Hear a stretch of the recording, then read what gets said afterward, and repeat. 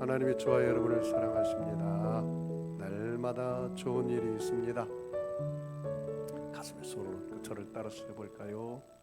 하나님과 함께하면 모든 것이 합력하여 선이 된다. 예수님과 함께하면 나의 미래는 찬란하다. 성령님과 함께하면 나는 매일매일 모든 면에서 좋아지고 있다.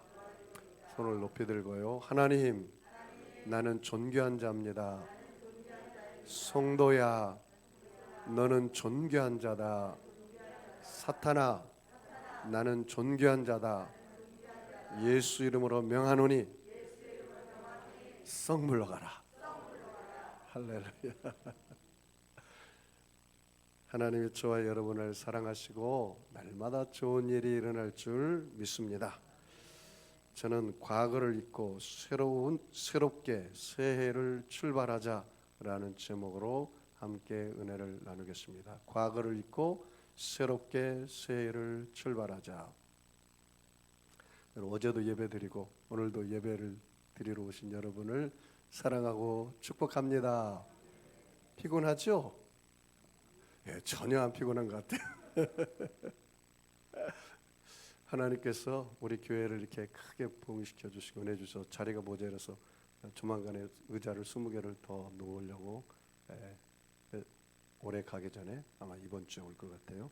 여러분 기도해 주고 후원해 주신 여러분들께 감사를 드립니다. 인생은 심은 대로 돌아갑니다. 여러분이 1년 동안 무엇을 심었습니까? 육신을 위하여 심는 자는 육신으로부터 썩어질 것을 거두고 성령을 위하여 심는 자는 성령으로부터 영생을 거두리라. 너무 이게 성전이 따뜻하면 졸릴 수가 있어요. 그래서 여러분 너무 추워가지고 너무 옷을 많이 껴입고 예배드리면 졸리는 수가 있으니까 예배 시작하자마자 졸면은 이건 내 책임이 아닙니다.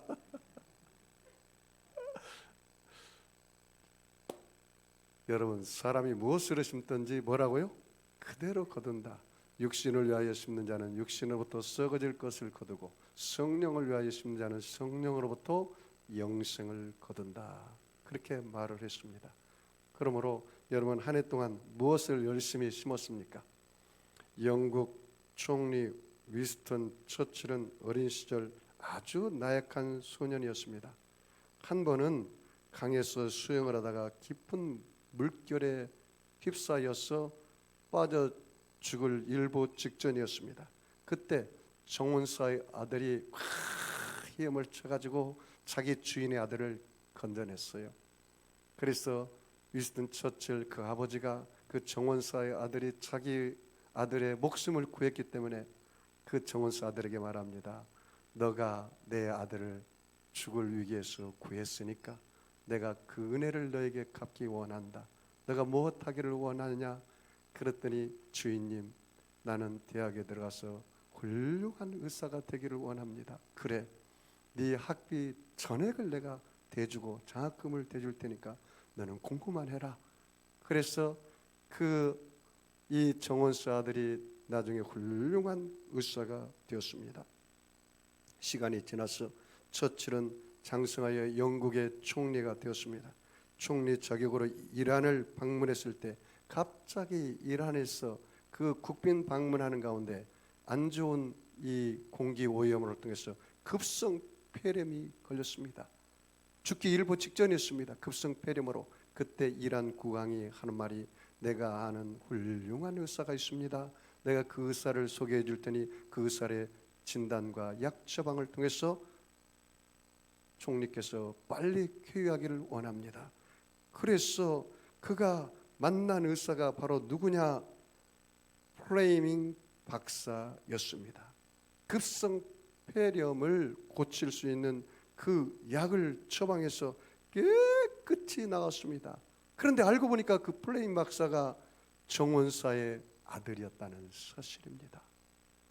여러분 한 해 동안에 내가 무슨 선을 베풀잖아요. 그 선이 베풀고 돌고 돌아서 지구는 둥근 것처럼 물은 흘러서 여러분 강을 따라서 바다에 들어간 것처럼 모든 것은 다 돌고 도는 것입니다. 나는 이런 믿음의 배짱이 있습니다. 어떤 믿음의 배짱이 있냐면 예수 믿는 사람은 손해보고 살아야 한다. 내가 이 교회를 하면서도 또 무슨 일을 하든지 나는 손해볼 작정을 하고 삽니다.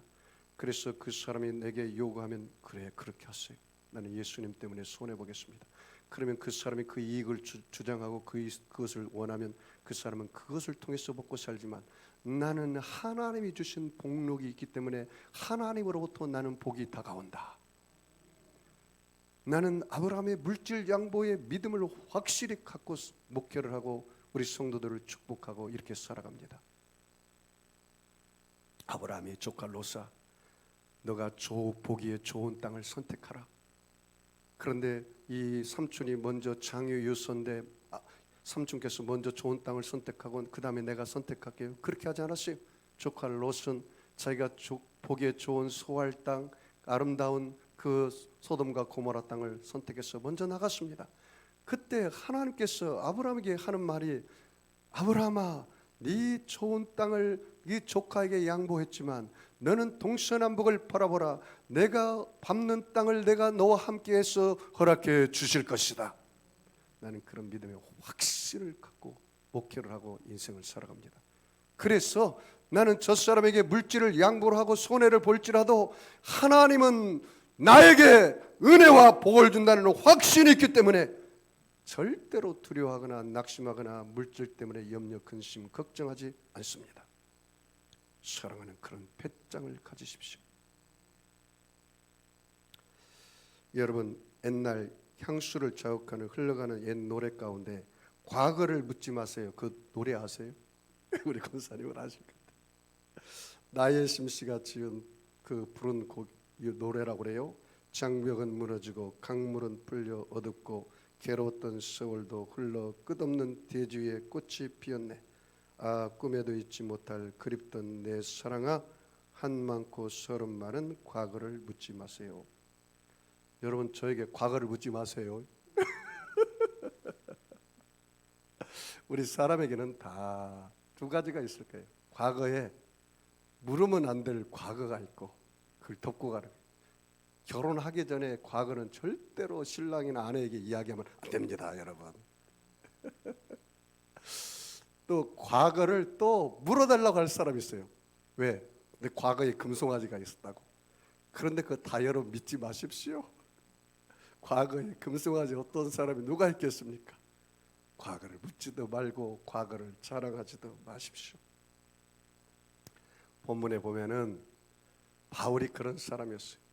바울의 인생을 보면은 바울이 예수 믿기 전에 그 과거의 이력이 너무너무 화려해요. 그리고 바울이 예수 믿기 전에는 또 예수 믿는 사람 편에서 너무너무 이력이 묻지 말아야 돼요.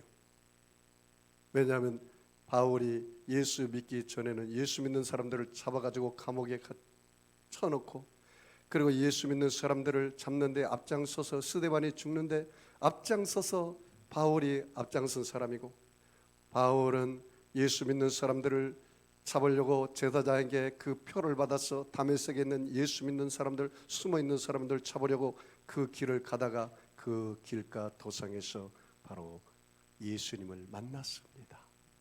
이것이 은혜라. 이것이 은혜라. 그리고 바울이 예수 믿고 나 보니까 얼마나 나에게 과거에 자랑하고 싶은 것들이 또 많았어요. 내가 육체를 신뢰할 것이 있는데 나는 바리새인 중에 바리새인이요, 율법으로는 흠이 없는 자요, 나는 가말레색 문화생 중에 문화생이요, 유대인 중에 히브리인 중에 히브리인이요, 정통적인 순혈통의 히브리인이요, 나는 로마 시민권을 가진 사람이요. 그리고 얼마나 자랑할 것이 많습니까? 예수 믿기 전에 세상적인 자랑도 많고, 예수 믿기 전에 예수 믿는 사람 쪽에서는 또 부끄러워서 과거를 말할 수가 없어요.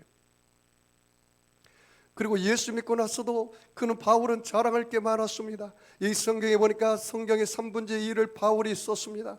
바울은 선교에서 아주 기독교 역사에서 가장 큰 족적을 남긴 사람입니다. 유럽을 복음하는데 바울이 다 공헌했고, 바울은 유럽의 빌립보 교회, 에베소 교회, 골로새서 교회, 빌레몬서 교회, 또 모든 갈라디아 교회들을 다 개척한 사람입니다. 그러니까 성경적으로 볼 때도, 기독교 역사적으로 볼 때도 사람으로서 가장 위대한 사람 중에 신약 성경의 한 사람을 뽑으라면 누구나 바울을 다 추천할 것입니다. 대단한 사람입니다. 그런데 이런 바울이 예수 믿고서 변화받았을 때 또 하는 이야기가 뭐라고 말한지 아십니까? 과거를 묻지 말아라. 과거를 잊고 살아라. 그 말은 무슨 말입니까? 과거의 생각을 그냥 싹둑 삭제하고 살라는 말이 아니고, 내가 과거에 묶여서 살지 말라는 거예요. 여러분이 쇠해를 항해를 하는 그 배가 밧줄에 딱 묶여 있으면 그 배가 저 대서양을 향하여, 저 넓은 바다를 향하여 나갈 수 있어요, 없어요? 못하잖아요. 그래서 내가 과거에 나의 상처, 과거에 나의 억울함, 과거에 내가 받은 그런 수치, 모욕, 과거에 내가 실패했던 것, 과거에 다른 사람을 미워해서 내 마음의 억울함과 그 분노, 이런 모든 것들에 묶여 있지 말라는 거예요. 오늘 본문 말씀 여러분 한번 볼까요? 13절을 우리 나같이 읽어보겠습니다. 13절 같이 읽습니다. 형제들아, 나는 아직 내가 자본들로 여기지 아니하고 오직 한 일, 즉 뒤에 있는 것을 잊어버리고 앞에 있는 것을 잡으려고. 거기 줄쳐볼까요? 뒤에 있는 것은 뭐라고요? 잊어버리고. 거기 줄쳐버려요. 뒤에 있는 것은 잊어버리고. 과거에 뒤에 있는 것을 잊으래요? 잊지 말래요? 잊어버려라. 뭘 잊어버리라는 말이냐? 이 바울이 자기가 과거에 예수 믿는 사람들에게 못된 것을 한 것을 다 이제는 잊어버리고, 그리고 그런 것을 나를 볼 때마다 그걸 생각하지 말라는 거예요. 디모데전서 2장 13절에 내가 전에는 비방자요 박해자요 폭행자였으나 도리어 국류를 입은 것은 내가 믿지 아니할 때에 알지 못하고 행하였습니다. 사랑하는 성도 여러분, 내가 예수를 만나기 전에, 예수를 알기 전에 내가 예수 믿는 사람들을 핍박한 거, 예수 믿는 사람들에게 해코지한 거, 예수 믿는 사람들에게 내가 못된 짓 한 거, 그거 좀 잊어버려 주세요.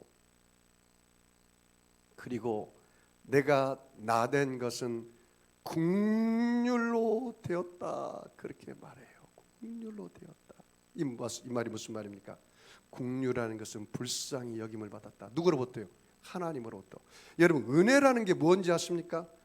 받을 자격이 없는 사람이 하나님이 베풀어진 호의, 이것을 은혜라 이야기합니다. 다시 말하면 바울은 여러분, 다메섹에 있는 예수 믿는 사람들을 잡으러 갈 도상에서 누가 찾아왔어요? 바울이 예수님 만나려고 애를 써서 예수님 만난 게 아니에요. 아니, 예수 믿는 사람들을 잡으러 갔던 그 시점에 누가 찾아온 거예요? 예수님이 찾아온 거라. 이것이 바로 은혜예요. 이것이 바로 사랑이에요. 할렐루야. 그래서 바울이 그 은혜로 말미암아 그 국률하심을 입어서 내가 하나님의 사람이 되었다고 오늘 본문에 이야기하고 있습니다. 여러분이 중에 과거에 묶여 있어가지고 앞으로 전진하지 못하는 사람들을 어떤 사람이라고 한지 아세요? 성인아이라, 그렇게 말해요. 성인아이라. 여전히 성인아이로 살구나. 너 육체는 성장해서 어른인 것 같지만 생각은 여전히 과거에 묶여있는 성인아이구나. 심리학자들은 그렇게 이야기합니다. 여러분, 부모가 알코올 중독자가 되면 자식 중에 부모같이 답습할 확률은 몇 프로인지 아세요? 70%입니다. 70%. 이와 같은 거예요. 목사님, 나는 우리 아버지가 술주정뱅이라 나는 커서 절대로 술 안 먹겠습니다. 그렇게 말하고도 뭐예요? 술을 먹어요. 70%가. 목사님, 나는 우리 아버지처럼 절대로 도박하지 않겠습니다. 그러면서 뭘 해요? 도박을 해요. 그러니 여러분, 이렇게 과거에 붙잡히면 안 돼요. 과거에 나는 죄를 짓지 않기로 작정했습니다. 왜 그런지 아세요? 나 자신을 위해서일 뿐만 아니라 내 자식을 위해서.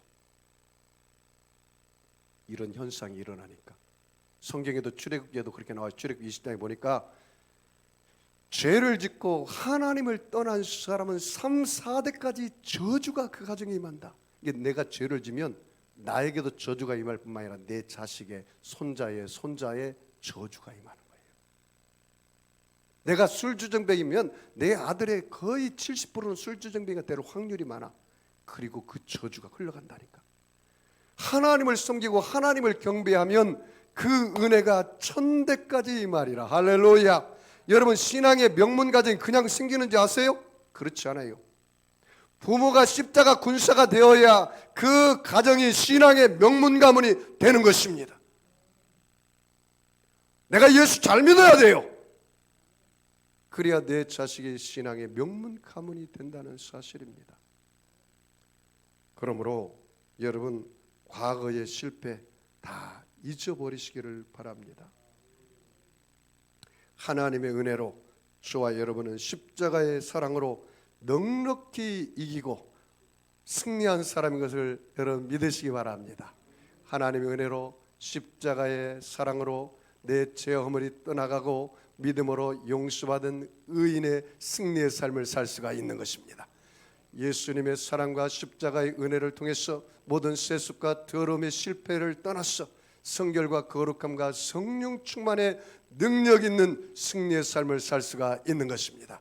우리는 십자가의 사랑과 하나님의 은혜를 통해서 모든 연약과 질병과 슬픔이 다 실패해서 떠나가고 건강과 치료와 기쁨을 얻은 능력 있는 삶을 살 수가 있는 것입니다. 우리는 예수님의 십자가를 바라보면 하나님의 은혜를 통해서 모든 저주와 가난이 다 물러가고 아브라함의 축복과 형통의 능력 있는 승리의 삶을 살 수가 있는 것입니다. 저와 여러분의 삶 속에 모든 문제와 실패의 그런 과거가 있었습니까? 예수님의 갈보리 십자가 앞에 들어가서 나를 바라보고 하나님의 은혜와 하나님의 사랑으로 우리는 아브라함의 복과 형통을 누리고 살아갈 수 있는 사람이 된 것입니다.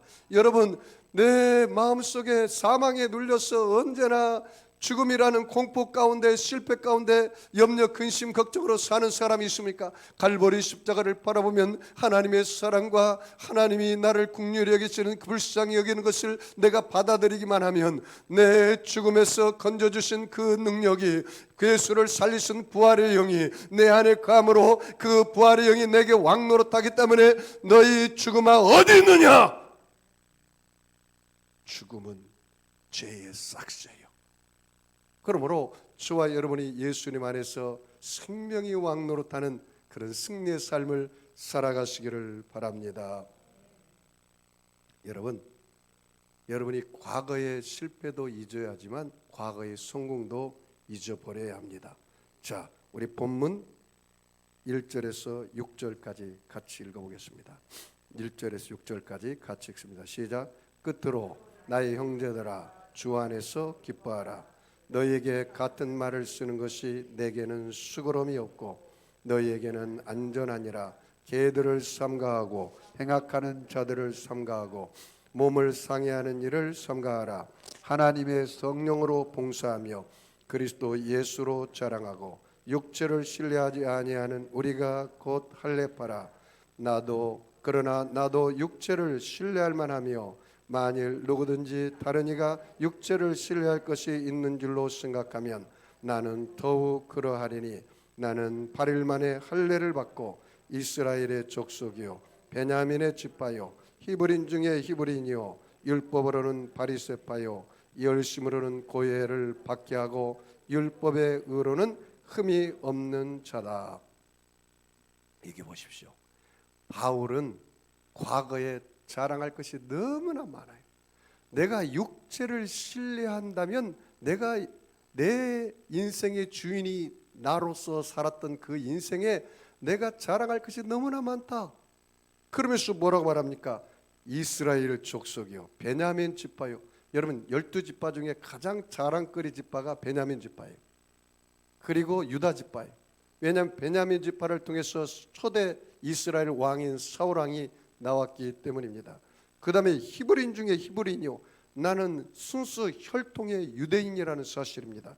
그리고 율법으로는 바리새인이요, 율법으로는 완벽하고 흠이 없고 율법에 정통한 바리새인이라는 거예요.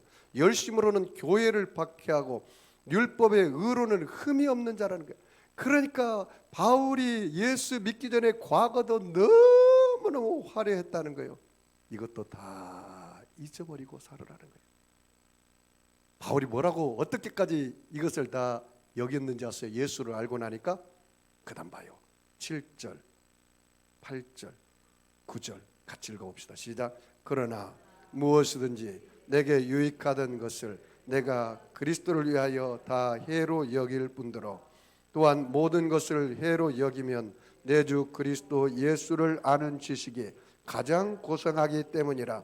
내가 그를 위하여 모든 것을 잃어버리고 배설물로 여김은 그리스도를 얻고 그 안에서 발견되려 함이니 내가 가진 의는 율법에서 난 것이 아니요 오직 그리스도를 믿음으로 말미암는 것이니 곧 믿음으로 하나님께로부터 난 의라. 야, 거기 줄 쳐볼까요? 8절에 예수를 아는 지식이 가장 뭐예요? 고상하다. 그 다음에 후반절에 배설물로 여김은 뭘 얻어요? 그리스도를 얻고, 그 다음에 그 안에서 예수 안에서 발견되려 합니다. 그 다음에 후반절에 믿음으로 하나님께로부터 난 의다. 자, 여기 보세요. 여러분, 내가 지금 예수를 믿고 나보니까, 하나님을 알고 나오니까 내가 예수 믿기 전에 모든 알고 있는 지식이 배설물과 같다. 하나님 말씀이 꿀송이처럼 달고 하나님을 아는 지식이 가장 차원 높은 고상한 지식이다, 그 말이에요. 이 배설물이라는 말이 무슨 말입니까? 똥과 오줌이란 뜻이에요. 내 안에 정말 내가 예수를 알고 보니까 예수를 아는 하나님 말씀의 그 지식이 가장 고상하다, 그 말이에요. 나는 예수의 흔적을 가졌노라. 나는 자랑할 것이 있는데 예수밖에 자랑할 것이 없다. 여러분, 아직도 여러분이 육체를 신뢰한 것이 있다면 그는 죄인입니다. 내가 육체를 신뢰하는 것이 있다는 것은 그 말은 무슨 말입니까? 내 인생의 주인이 나라는 뜻이에요. 내 자랑, 내 교만, 내 아집, 내 모든 것이 내 인생을 살아가는데 그 결정권을 내가 가지고 있다는 거예요. 그런데 바울은 지금 뭐라고 말합니까? 나의 인생은 그리스도 안에서 인생이고 그리스도 안에서 붙잡힌 인생이다. 그래서 바울의 신학은 In Jesus Christ, 예수 안에서 내가 복된 거고 예수 안에 있어야 내가 행복한 거고. 아멘 좀 하면 좋을 텐데.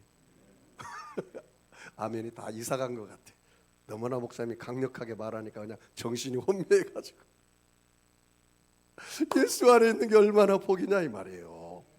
예수 안에 있는 건 나는 자랑할 것이 예수밖에 없다, 그 말이에요. 거기 보십시오. 뭐라고 말합니까? 3절 말씀 보세요. 그렇게 나와 있어요. 3절 같이 읽을까요?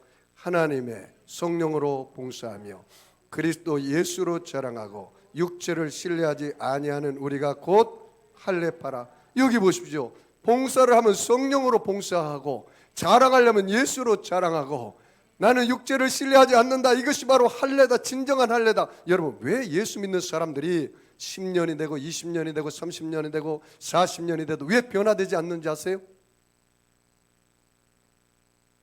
할례가 없어서. 무슨 할례요? 마음의 할례가 없어서 그래요. 이 할례라는 말은 남자아이가 태어나면 8일 만에 그 꼬추를 비워내는 겁니다. 양피를. 그것이 할례라고 말해요. 그게 얼마나 아픈지 아세요? 그 마취해서 비워내는 거예요. 그러니까 쉽게 말하면 마음의 그 굳은 가죽을 비워내야 돼요. 이게 진짜 할례. 그게 변화받는 거예요. 그러면 이 가죽을, 마음에 굳은 가죽을 베어내려니까 얼마나 아픕니까? 나의 교만, 나의 불신앙, 나의 불순종, 과거의 못된 습관, 이것을 끊는데 얼마나 힘듭니까? 그러나 당신이 변화되기 원한다면 그것을 끊어내라는 거예요. 그런데 한국교회에 많은 사람들이 무리와 군중으로 살지 예수의 제자로 살지 않습니다. 왜 그런지 아십니까? 마음의 할례를 받지 않아서 변화되지 않아요. 여전히 목이 굳은 백성으로 살아가고 있어요. 여러분, 이 빌립보서는 바울이 어디에서 보낸 편지인지 아세요? 로마 감옥에서 보낸 편지예요. 그래도 옥중서신이라고 그래요. 빌립보서, 에베소서, 골로새서, 빌레몬서, 이 네 가지를 옥중서신이라고 그래요. 로마 감옥에서 쓴 사람 편지치고 정말로 로마 감옥에 있는 바울이 나는 몸이 쇠사슬에 매여있지만 육체는 묶여있지만 내 영혼은 갇혀있지 않다는 사실이에요. 그래서 오히려 밖에 있는 사람들에게 걱정하는 거예요. 기뻐하고 항상 기뻐하라. 1절 보세요. 여러분, 이 감옥에 있는 사람이 쓴 편지라고 여러분이 상상이나 갑니까? 1절 봐요. 같이 읽습니다. 시작. 끝으로 나의 형제들아 주 안에서 기뻐하라. 거기 줄쳐 볼까요? 주 안에서 어떻게 해요? 기뻐하라. Rejoice in Jesus Christ. 예수 안에서 기뻐하라는 거예요. 이게 어찌 감옥에 있는 사람의 편지라고 상상이 갑니까? 여러분, 예수 믿는 것은 형식과 의식이 아니에요. 여러분, 정말 감옥과 같은 인생 속에서 문제 가운데서 여러분 기뻐해 본 적 있어요? 예수님을 바라보고 정말 기뻐해 본 적이 있냐고. 2021년 한 해 동안에 문제가 다가오면 원망불평하고 또 문제가 다가오면 원망불평하고 그런 인생으로 살지 말라는 거예요. 바울이 얼마나 차원 높은 이야기입니까? 여러분, 땅만 바라보며 벌레처럼 살지 마세요. 하늘을 바라보고 예수님의 십자가를 바라보고 위에서 부르시는 하나님의 영광을 위하여 여러분이 달려갈 길을 다 간다면 여러분이 이 세상에 누추한 것에 내가 그것에 붙잡혀서 달려가는 것을 다 끊어버릴 수가 있다는 거예요. 바울의 고백을 여러분 들어보십시오. 그런 목사님 세를 어떻게 살아야 합니까? 분명한 목표가 있어야 한다. 표대를 향하여 위에서 부르시는 부름의 상을 위하여 달려가라. 이 표대라는 말은 피니쉬 라인이라는 뜻이에요. 피니쉬 라인, 마지막 결승점, 골 라인, 골 라인, 마지막 결승전. 마라톤 하는 사람들이 마지막 결승전, 그 목표 피니쉬 라인, 그것이 표대라는 뜻이에요. 그 원어에 보니까. 그래서 그 표대가 분명한 사람은, 목표가 분명한 사람은, 내가 이 마라톤 인생을 살아갈 때 어려운 고비도 있어요. 반환점을 할 때 힘들고 포기할 그 순간도 있어요. 그럼에도 불구하고 그 목표가 분명하기 때문에 그 목표를 향하여 내가 달려갈 길을 다 가는 거예요. 왜? 내가 그 목표를 향하여 결승점, 그 피니시 라인을 통과하면 내게 받을 금메달이 있기 때문에. 그래서 황영조가, 이봉조가, 송기정 선수가 달려서 금메달과 은메달을 딴 것입니다. 오늘 성경에도 그렇게 말해요. 당신 정말 예수 믿느냐? 네, 믿습니다. 그러면 당신은 하나님이 당신을 통해서 영광 받기를 원하고 당신을 통해서 기쁨 받기를 원하는데, 그러면 당신은 예수님 안에서 목표가 뭐냐? 표대가 뭐냐? 피니시 라인이 뭐냐? 골든 라인이 뭐냐? 마지막. 그 목표를 세웠으면 이제는 달려가야 한다, 그 말이에요. 달려가야 한다. 새로운 목표를 향해서 달려가야 한다. 자, 여러분 봅시다. 12절, 13절, 14절 같이 읽습니다. 12절, 13절, 14절 같이 읽습니다. 시작. 내가 이미 얻었담도 아니요 온전히 이뤘담도 아니라 오직 내가 그리스도 예수께 잡힌 바 된 그것을 잡으려고 달려가노라. 형제들아, 나는 아직 내가 잡은 줄로 여기지 아니하고 오직 한 일, 즉 뒤에 있는 것은 잊어버리고 앞에 있는 것을 쳐보려고 표대를 향하여 그리스도 예수 안에서 하나님이 위에서 부르신 부름의 상을 위하여 달려가노라. 저는요 그 12절 말씀을 읽을 때 막 가슴이 터질 것 같았어요. 내 마음에 강력한 내마로 다가왔어요. 제가 여러분 왜 이렇게 말씀 중심으로 설교를 한지 아세요? 여러분이 설교를 끝나고 나가면 남는 게 하나님 말씀만 남아야 돼요. 간증만 남으면 힘이 없어. 무슨 정치적인 설교, 논리적인 설교, 도덕적인 설교, 바르게 살라는 설교, 자기 이야기만 하는 거지 성경 말씀을 증거하지 않으면 힘이 없어. 한국의 성도들이 왜 힘이 없느냐? 이 말씀을 붙잡는, 그 말씀을 붙잡고 그 네마로 말씀을 받아서 그 말씀을 붙잡고 기도하면 동남풍이 불고 고난이 다가오고 어려움이 다가와도 내가 이성적으로 감정적으로 흔들리지 아니하는 거예요. 왜? 말씀에 굳게 서서 나아가기 때문인 것입니다. 그런데 여기서 바울이 뭐라고 말하는지 아세요? 내가 예수를 잡았다고 하지 않았어요. 잡아요. 자기가 예수를 잡았다고 하는 사람은 인본주의적인 신앙이고 율법적인 신앙이에요. 자기가 자기 열심으로 막 하니까 다른 사람들은 부닥치는 거예요. 저 사람만 보면 사람들이 다 피해. 저 성도만 오면. 왜? 자기를 드러내려고 교회에서 자기를 드러내고 삶 속에서 자기를 드러내고 자기 의의가 나타나고 하나님이 자리에 올라가서 선악간의 사람들을 판단하는 죄를 짓고, 왜? 자기가 뭔가 이루려고 노력하는 거예요. 이게 율법의 신앙이라. 그것은 성인아유 같은 신앙이라. 근데 바울이 뭐라고 말하는지 아세요? 내가 예수를 잡은 게 아니고 예수님이 나를 잡았고 말씀이 나를 붙잡았다, 그렇게 이야기하고 있어요. 여기 보십시오. 12절 말씀 봐요. 내가 이미 이루었다 함도 아니요 온전히 이루었다 함도 아니라 오직 내가 그리스도 예수께 잡힌 바 된, 거기 출처 볼까요? 예수께 뭐라 하겠다고요? 예수께 잡힌 바 되었다, 그 말이에요. 예수께 잡힌 바 되었다. 여러분 지금 뭐에 잡혀 있습니까? 목사님, 내가 한 해를 되돌아볼 때 나는 돈에 잡힌 것 같아요. 돈 하다가 내가 돌아버렸어요. 나는 쾌락에 잡힌 것 같아요. 온갖 쾌락을 쫓아서 한 해를 사는 것 같아요. 목사님, 나는 스포츠에 잡혀 있는 것 같아요. 밤이 가도록 눈이 빨갛게 되어서 스포츠에 미쳐서 스포츠 경기라면 다 쫓아가서 내가 보고 그랬습니다.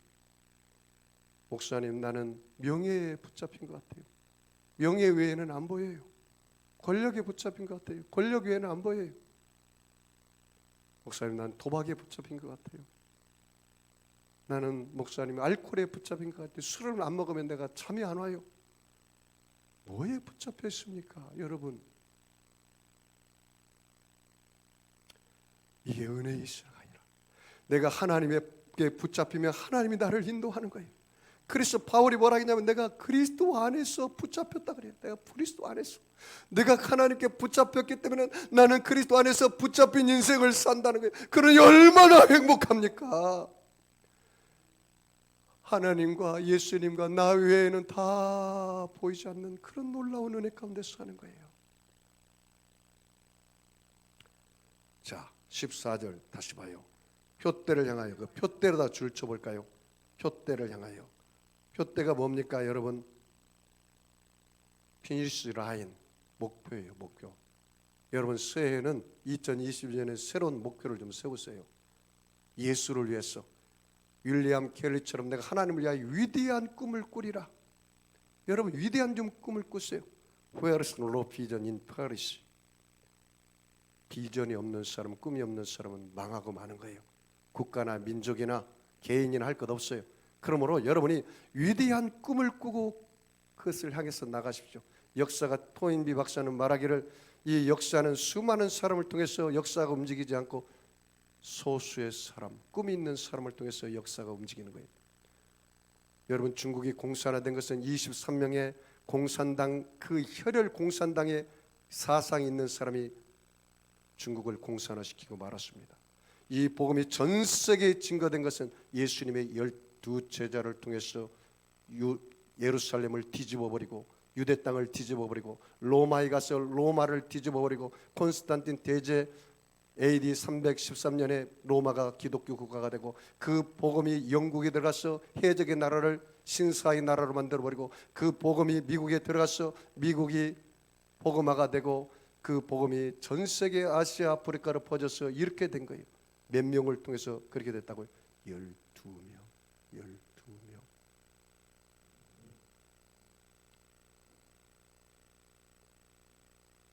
여기 보십시오.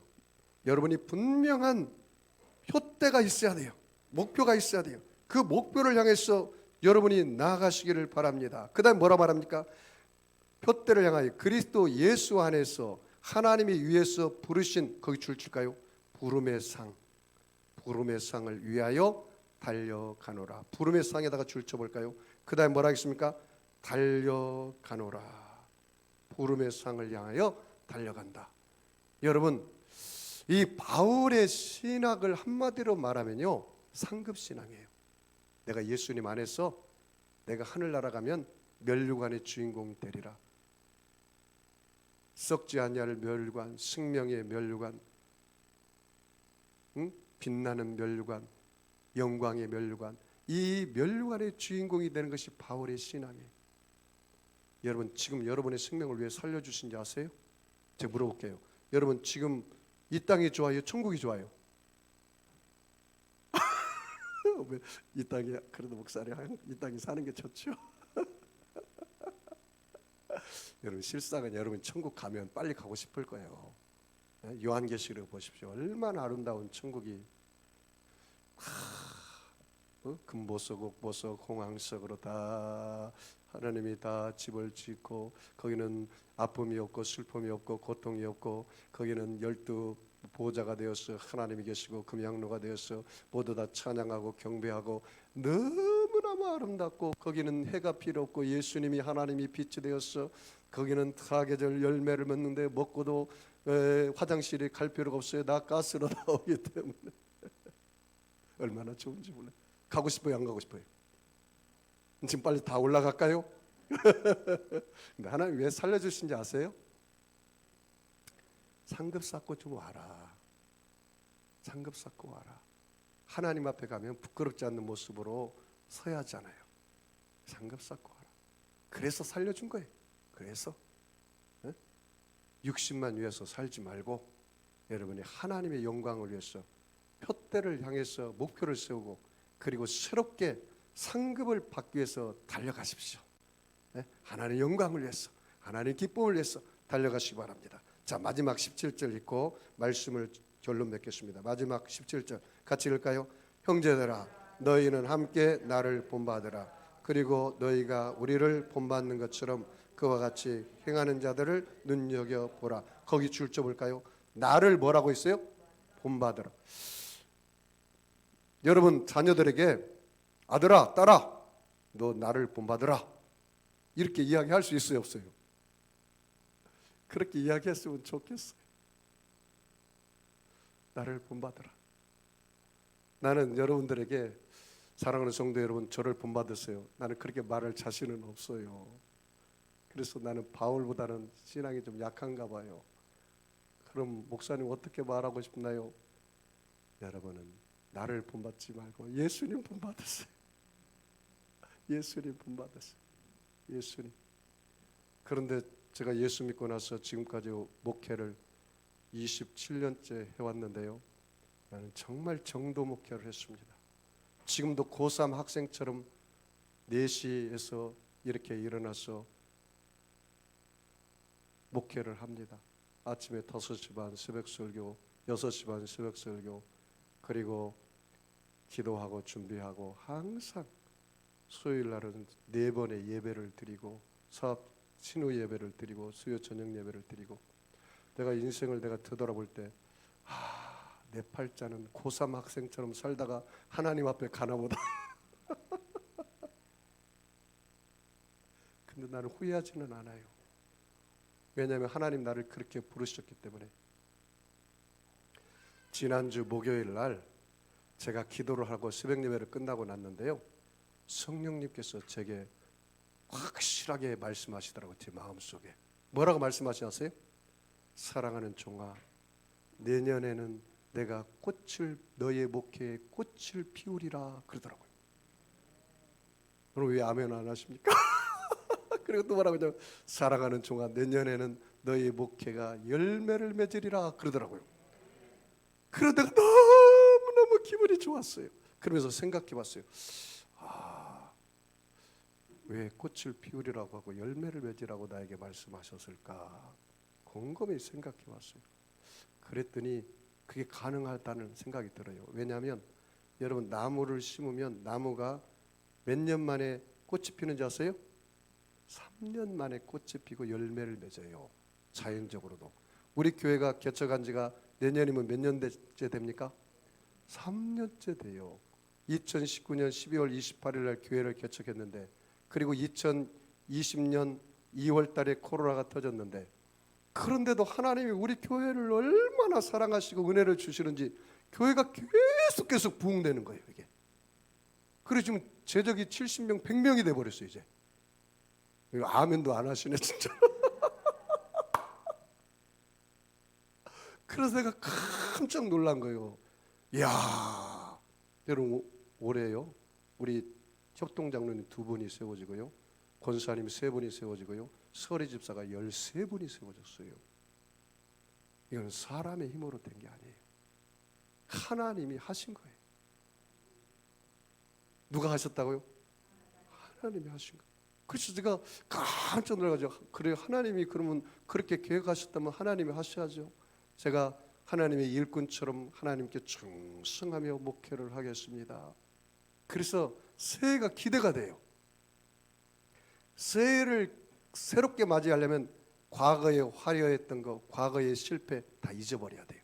그리고 표대, 피니쉬 라인, 결승점, 목표, 하나님 영광, 하나님의 기쁨, 하나님의 기쁨이 되는 교회, 하나님의 영광이 되는 교회, 선한 영향력을 끼치는 교회, 이 송도, 이 땅을 구제하고 선교하는 교회, 로컬 처치의 역할을 다해서 한국의 2만여 미자립 교회를 함께 살리는 교회, 그리고 전 세계에 복음이 들어가지 않는 곳에 복음을 전하고 함께하는 교회. 그래서 이 한국의 어려운 교회들을 먼저 돕는 우리 교회가 돼야겠다. 동병상련의 마음이 있어요. 동병상련의. 우리도 개척교회니까 개척교회를 좀 도와줘요. 개척교회가 개척교회를 도와주면 은혜가 더 되죠. 그렇죠? 그래서 그런 마음이 있어요. 왜? 예수의 피로 한 형제잖아요. 교파가 어디가 있어요? 예수의 피로 한 형제죠. 도와줘야죠. 우리 다 하나님 한 분, 성령님 한 분, 예수님 한 분 섬기는 거 아니에요? 천국 가서 야 장로교파 이쪽에 가서 예배드리라, 저 순복음파 이쪽으로 가서 하나님 찬양해라, 성결교파 감리교파 저쪽에 가서 하나님 섬기라, 그렇게 말합니까? 아니잖아요. 그 인간들이 만든 거예요. 그래서 한국교회가 아직 하나가 안 된 거예요. 너무나 마음이 아파요. 내 형제라고 생각하면 도와줘야죠. 내가 좀 넉넉하면 좀 떼어줘야죠. 그렇다면 한국의 이 코로나 가운데 2년 동안 코로나 가운데 국민일을 보니까 10,000개 교회가 문을 닫았다는 거예요. 그것은 큰 교회의 책임이 있어. 도와줬으면 어떻게 10,000개 교회가 문을 닫습니까? 잘 사는 큰 집 그 막내 아들 좀 도와주면 일어나잖아요. 안 도와주니까 막내 아들이 집이 망하고 만 거죠. 나는 그런 의식이 있습니다. 이 땅에 적신으로 왔다가 알몸으로 왔다가 알몸으로 가는 게 우리 인생이에요. 빈손 들고 가는 거예요. 그렇기 때문에 세상 사람들이 손해보고 살아라는 거예요. 너가 세상 사람이 손해보는 것 같지만 실상은 그 사람은 너의 것을 가지고 살지만 너는 하나님이 주신 것으로 살 수 있어. 그런 믿음의 배짱으로 살아야죠. 새해에는 여러분이 정말 하나님 닮고 예수님 닮고, 이제는 과거에 화려했던 것 자랑하지 마요. 예수 외에는 자랑할 것이 없어요. 바울이 얘기한 것처럼. 그리고 너무 실패해가지고 거기 붙잡혀가지고 목사님 원래 나는 하는 것마다 안 돼요. 나는 겨울철만 되면 맨날 감기가 걸려요. 입에서 고백을 해요. 왜? 겨울만 되면 맨날 감기 콜콜 걸린대. 걸리기도 전에 감기를 환영하고 모셔드니까 그대로 감기 걸리는 거지. 작정하세요. 나는 실패자가 아니야. 나는 버림받은 인생이 아니야. 나는 고아와 과부가 아니야. 나는 하나님이 내 아버지야. 하나님이 내 이웃집 아저씨인 것처럼 와가지고 하나님 주시려면 주고 안 주려면 말고 그냥 알겠습니다. 이렇게 하나님을 우습게 보고 기도하지 마세요. 내가 하나님이 내 아버지고 너는 하나님의 아들이야. 너 하나님이 집에 오는데 왜 어깨를 숙이고 들어와? 너희 아버지 집인데. 너 맨날 세상에 나가서 얻어 터지고 아버지 집에 들어와도 당당하게 들어와라. 담대하게 구하라. 너희 아버지지 않냐? 네 마음 뱃속에 하나님이 계시기 때문에 사막에 갖다 놓아도 목회할 자신이 있습니다. 만나만 먹고도 살 수 있을 자신이 있습니다.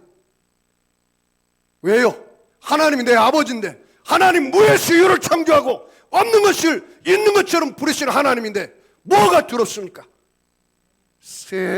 여러분 세상의 고난과 역경과 좌절과 낙심이 다가오거든 이렇게 고백하십시오. 그까짓 것 하나님이 나와 함께하면 광야에서 물이 흐르고 광야에서 만나가 떨어지고 반석에서 물이 나오고 하늘에서 만나가 임해서 나는 만나만 먹고도 광야 인생을 살 수가 있어. 이렇게 고백하십시오. 그리고 여러분 왕같은 제사장처럼 자식들을 축복하세요. 내 믿음대로 된다. 엄마가 기도하지 않냐? 또 목사님이 너를 위해서 내가 기도 제목을 냈는데 새벽마다 기도한다. 그러니 하나님이 너와 함께 하니까 이 광야 같은 인생 담대하게 살아라. 두려워하지 말아라. 염려하지 말아라. 낙심하지 말아라. 사랑하는 성도 여러분, 이 안에 성령의 불을 가지고 사세요. 성령의 불을 가지고. 내가 성령의 불이 없으니까 맨날 우는 소리만 하는 거요. 내 안에 예수님이 계시고 성령님이 계시는데 뭐가 두렵습니까? 뭐가 염려합니까? 손에 보려면 보라고 그래요. 그럼 뭐 누가 채워요? 하나님이 채워요. 세상 사람들과 싸우지 말고 여러분이 양보하고 빛이 되고 소금이 되어 사십시오. 나는 하나님이 채워주셔. 나는 하나님이 함께 하셔. 그런 믿음으로 여러분 새해를 전진하고 또 전진하기를 주의 이름으로 축원합니다. 여러분 아픈 사람은 아픈 자리에 손 얹으시고 마음에 소원 있는 사람은 가슴에 손 얹으시기 바랍니다. 전능하신 아버지 하나님, 예수님의 피 묻은 손으로 저들의 머리끝에서 발끝까지 안수하여 주시옵소서. 예수님이 오기 전에 이사야 선지자를 통해서 700년 전에 예언했습니다. 그가 찔림은 우리의 허물 인하며 그가 상함은 우리의 죄악을 인함이라. 그가 징계를 받음으로 우리가 평안을 누리고 그가 채찍에 맞음으로 우리가 나음을 입었도다. 우리는 다 양 같아서 그릇 행하여 각기의 책임을 갖지만 여호와 하나님께서는 우리의 무리의 죄악을 예수님께 담당시키셨도다. 친히 나무에 달려 그 몸으로 우리의 죄를 담당하셨으니 이는 우리로 죄에 대하여 죽고 의에 대하여 살게 하려 하심이니라. 저가 채찍에 맞음으로 너희가 나음을 얻었느니라. 하나님 아버지, 예수님의 피 묻은 손으로 저들 손 위에 함께 예수님께서 친히 성령으로 안수하여 주시옵소서. 믿는 자들에겐 이러한 표적이 따르니 곧 저희가 내 이름으로 귀신을 쫓아내고 새 방언을 말하고 뱀을 짚고 무슨 독을 마시라도 해를 받지 아니하고 병든 사람에게 손을 얹은 적 나으리라. 내가 나사렛 예수를 명하노니 악하고 더러운 병마야 각 사람 몸에서 묶음을 받고 떠나갈지어다. 병마는 물러갈지어다. 악의 세력은 빠져나갈지어다. 부활의 새 생명으로 채워주시옵시고 약한 자 강하여지게 하시고 미래는 자 지혜를 얻게 하시고 부족한 자 만족함을 얻게 하시고 불가능은 가능케 하여서 어떤 문제도 해결하여 주시고 응답하여 주시옵소서. 하나님 아버지여, 자녀들 위해서 기도합니다. 자녀의 진로와 결혼과 취업과 저들의 유학과 모든 범사를 주님께서 열어주시옵소서. 질병의 문제, 부부의 문제, 가정의 문제, 물질의 문제 주님이 다 해결하여 주시옵소서. 그래서 2022년 새롭고 가볍게 출발할 수 있도록 은혜를 덧입혀 주옵소서. 축복하며 감사하며 예수님의 이름으로 기도하옵나이다. 아멘.